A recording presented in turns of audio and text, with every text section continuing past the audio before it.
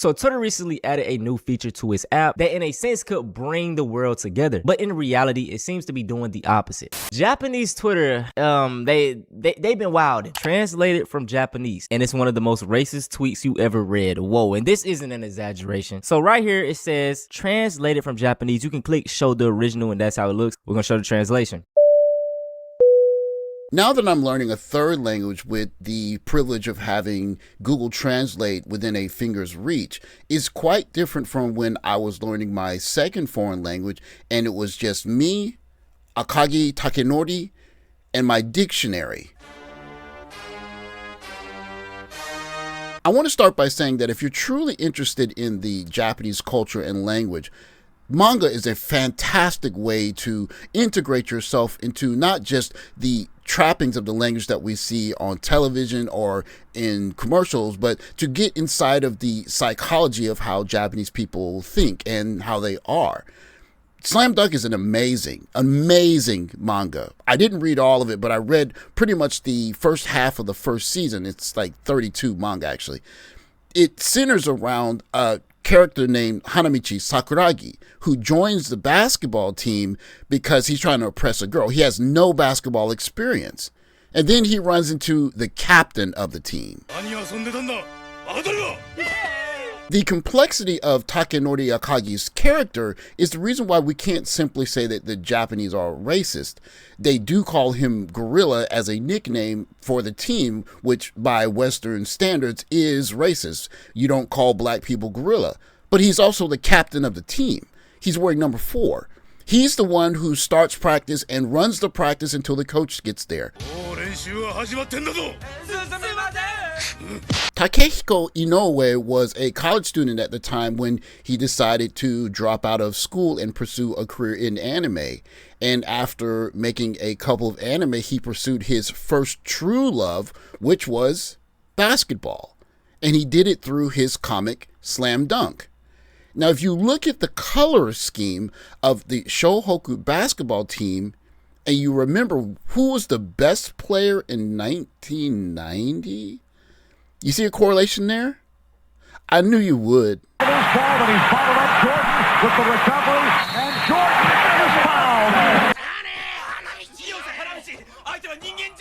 If we were to visualize Slam Dunk through 2026 Western sensibilities, the show would be canceled the first time one of the kids on the team called Akagi Gorilla. Is it flattering as a black person? No, it is not. But then again, it is a different set of sensibilities. We have our own connections to gorillas and monkeys and whatnot, and Japan has had their issues with calling black people those kinds of names. But it also is a show of someone who's very strong and scary, and goodness, they called the best player of the history of Koshien Godzilla.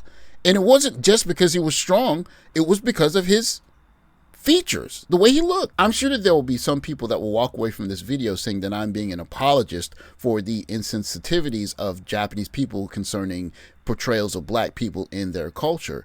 But what I can say is if you're in a culture where you haven't really seen any black people and you're seeing these amazing people on television like Michael Jackson and Mike Tyson and Michael Jordan, what is going to be your portrayal of them if you're writing a comic book of a person that you never met?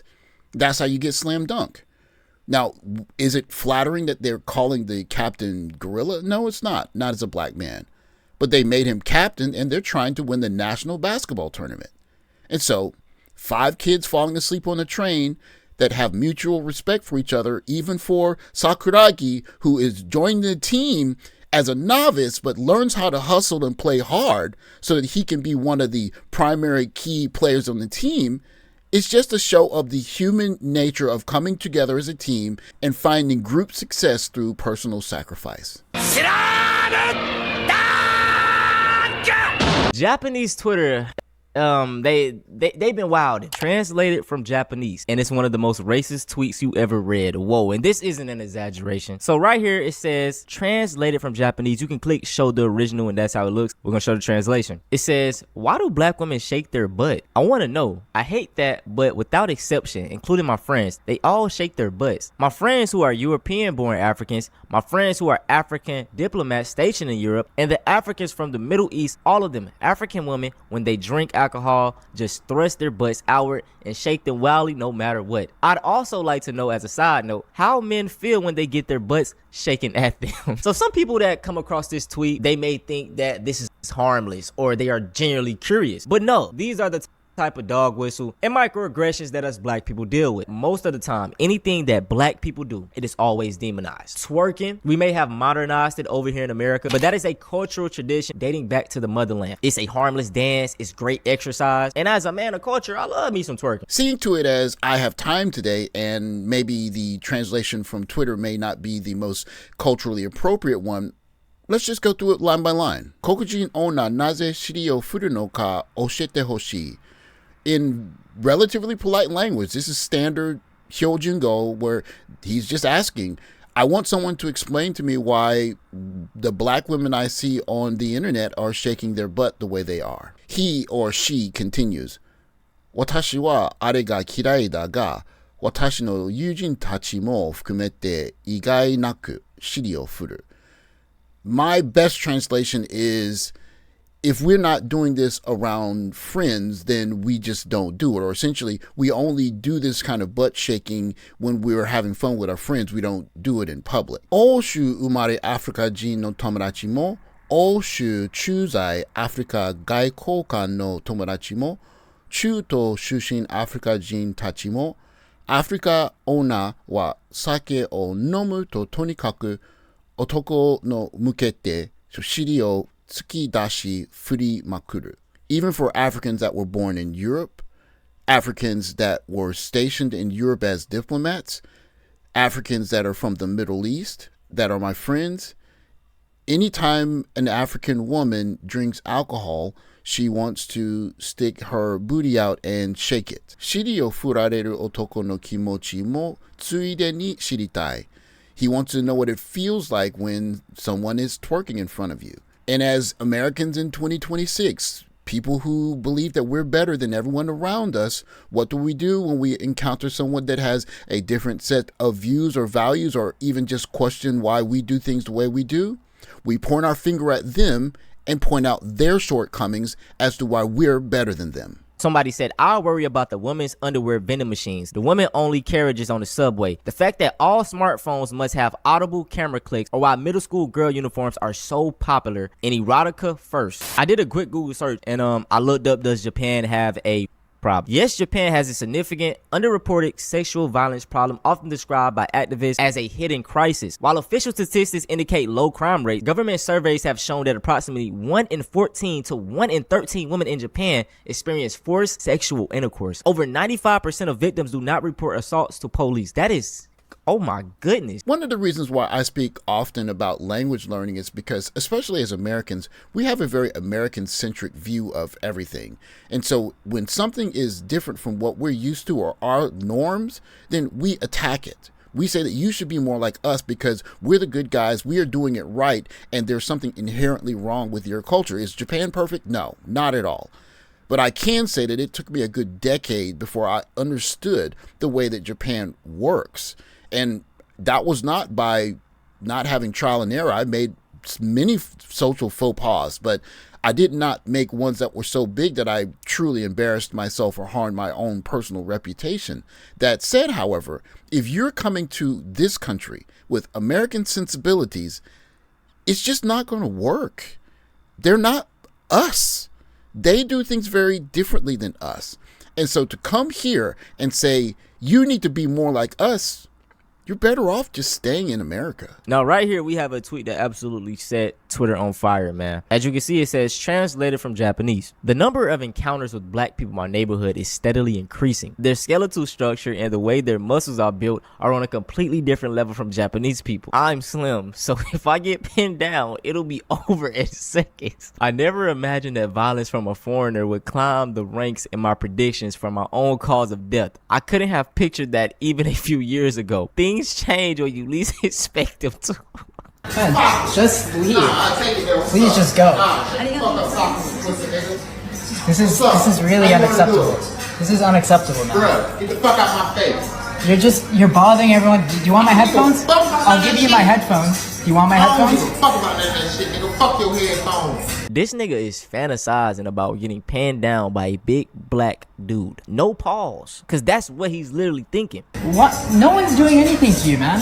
No, you recorded me, nigga, so I'm recording you. Nigga. Because you are really bothering all these people, okay? I And ain't saying nothing to your puss ass, nigga. Or you don't like my music? There's music playing. That's what the fuck them goddamn speakers is for, nigga. So you don't hear music playing, motherfucker?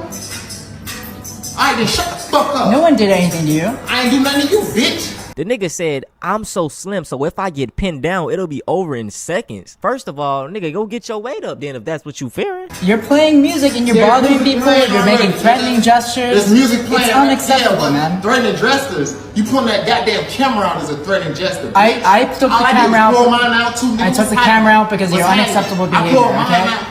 For two, why is your first thought that you'll get pinned down by a black person? You know what I'm saying? That's why I be telling y'all that propaganda, man. I don't give a fuck about how you feel about my behavior, bitch. You mad about that music? Man, do what you gonna do, cuz. Yeah, do what you gonna do. Yeah, we gonna see about all that shit. And once again, y'all, this isn't a goddamn like rage bait tweet. He doesn't even have a check mark. Someone replied, you're describing us like we're an infantry of big Randy disciples.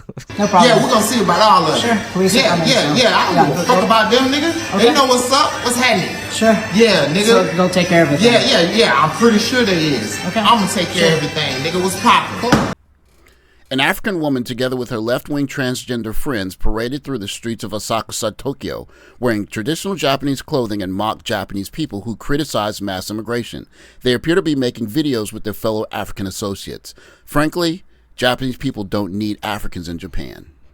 It is all the rage in the era of a weaker yen and a stronger dollar for people to seek out Japan for their manga fantasies, to go there wearing traditional Japanese clothing and do dances that might make them go viral back home. But what these people don't understand is that there are thousands of years of history, and they are twerking and dancing and doing viral things, or at least attempting to, at places that are thousands of years old, places that people hold dear to their hearts, places that should be respected. We would not go to the Jefferson Memorial and do a TikTok dance there, or at least I would hope we wouldn't. But it is the same when you go to other countries, more notably Japan. And because of the large number of people continuing to do these things from America, it's getting a bad rap. One of these so-called racist Japanese tweeters writes, "Koko wa Nihon de Nihonjin no kuni da." This is Japan for the Japanese. Nihon de kurasu nara, Nihon no ruru ni shitagatte morao. If you're going to live in Japan, live by the rules. Iya nara kaere. Soredake desu. If you don't like it, leave. That's all I have to say. Another quote-unquote racist Japanese tweeter writes, "Nihon ni iru gaikokujin no kata." He uses no kata, which is a sign of respect. People that are in Japan as foreigners. Monku ga aru nara itsudemo bakoku ni modotte kudasai. If you have criticisms, go back to your home country. Soshite nido to Nihon ni konai de kudasai. And never come back. それが一番平和でな解決方法だと思います. That is the most peaceful way to solve it, I think. Japanese niggas more scared of black people than the people that nuked them twice. Oh man, what, bro? I say this all the time, man. This isn't just the Japanese people. We see anti-blacks worldwide, and the way these folks think about us and they fear us, you would think that we did all the things that white people or Europeans did to the world. Colonize, drop nuclear bombs, take land. Like, no, we didn't do any of that. I don't want to come off as the Republican type, pull yourself up by your bootstraps, oppression Olympics type. But one thing I have to say is that as Americans, as black Americans, even though our situation back home is not ideal, we have enjoyed extraordinary privilege as Americans. If you've eaten meat twice in the same day, that is privilege. And if you're able to take a couple of dollars, go to McDonald's and get a Big Mac, French fries, some apple pie, and a big drink and eat your fill, that is something that a lot of people have never really been able to enjoy until extremely recently. And so what we see as a microaggression or whatever the words are these days, a lot of it comes from a point of privilege because we are in a society where, for whatever reason, we have all of this talk of microaggressions and I've been wronged and intersectionality and levels of oppression. But that's stuff that you can worry about when you have a place to stay and clothes on your back and food to eat. And now we're in this world where gas is about to get more expensive, and we're going to get a nice awakening as to what really is important. Because to be honest with you, many Americans are coming to this country as very spoiled people. And I'm not saying spoiled like I'm good and I'm better than those people, but they forget that this is a country that they had people eating balls of rice and soup with salt in order to get enough nutrients so that they can get up and go to work the next day while they were rebuilding the country after that Second World War. And that's not just Japan. That's China, it's Korea, it's a lot of countries. And so to come to this country and wag your finger and say, you're using microaggressions against me, or you're not being fair, you're being racist, is a bit short-sighted, especially if you take the time to learn the language and understand that there's a lot of nuance there that they just haven't been around a lot of black people. And so if you are the kind of black person that comes here and interacts with a lot of people in a positive way, then they're going to have a way of taking something out of that and moving forward and saying, oh, some of the things that I've seen don't jive with the person that I've met or the people that I've met.